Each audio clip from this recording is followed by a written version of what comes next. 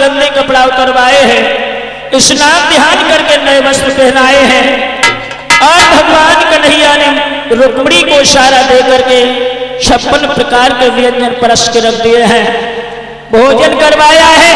और भगवान श्याम सुंदर सुदामा से बोले, सुदामा भैया हमारी भाभी और भतीजे कैसे हैं?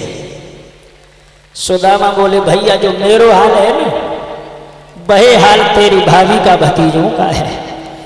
कन्हैया बोले, जब इतनी गरीबी तुम्हारे ऊपर थी, अगर तुम हमारे पास तक आ जाते तो शायद ये गरीबी देखने के लिए तुम्हें कभी नहीं मिलती, लेकिन मैंने सुना है कि मेरी भाभी मुझे बहुत मानती है, बहुत चाहती है, मेरी भाभी ने मेरे लिए कुछ भेजा है।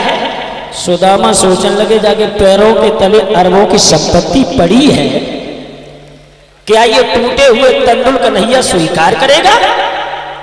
सुदामा को डर लगे कि चावल जे हमने क्यों दे और हमारे मित्र को दौरे न पड़े, क्योंकि जाके डिगा अरबों की संपत्ति है, पैरों से पड़ी है, और ये कैसे स्वीकार करेगा?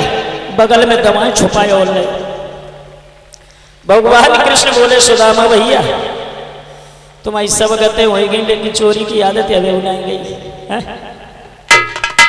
भगवान श्याम सुंदर ने बगल में जो पुटरिया दबाए रहे, वह पुटरिया नहीं हो छीन ली, छीन के भगवान श्याम सुंदर ने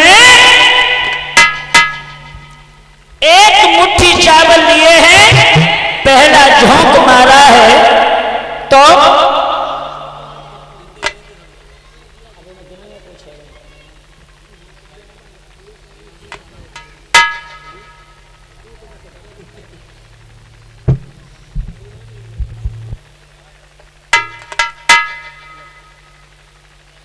मेरे भैया आज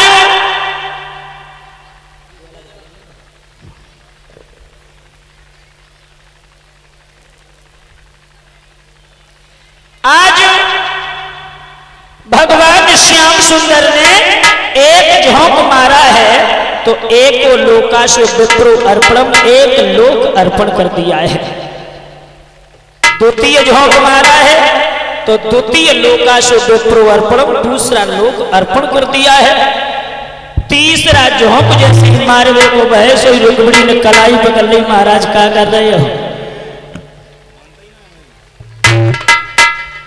बोले, जो क्या कर रहे हो? जब सर्वस्व जब भिखमंगा को दे दियो तो इतनी रानी और इतनी औलाद राखोगे कहां? माताओं बहनों कीर्तन बोलती जाओ और इसलेंद्र जो चावल जो माताएं बहनें लेकर के आई हैं, जो एक पात्र में एकत्रित कर लेना, एक एक दाना काम आएगा। बहनों मैं जहां भी जाता हूं वहां यही शिक्षा देता हूं, और चावल कभी एक दाना में किसी को फेंकने नहीं देता हूं। तो मैं कसम हो अपने अपने माता पिता की, फेंकना मत, क्योंकि बाहरी इंसान कहीं जब भागवत कहने जाएंगे ना, तो अगर चावल फेंकवाने के लिए हमने मना किया तो वो ये कहेंगे कि तुमने अपने गांव वाले ने रोक लो, तो हमें रोक ले। मैं सत्य बता रहा हूं कि यहाँ बहुत सारे ऐसे भैया हुए हैं जिनके ये हम भागवत का अवश्य जाएंगे, और अगर तुमने एक उदाहरण फेंक लो तो भाई हमारी बेइज्जती करेंगे, तुमने अपनी जन्मभूमि में कहा रोक लो तो हमें रोक ले। चावल जो होता है ये अन्न होता है, इसका तिरस्कार नहीं किया जाता है, पैरों से पड़ा कुचल जाएगा, किसी के काम नहीं आएगा। और यही अगर किसी के पेट में पहुंच जाए तो साथ जीवन दान मिल जाए। तो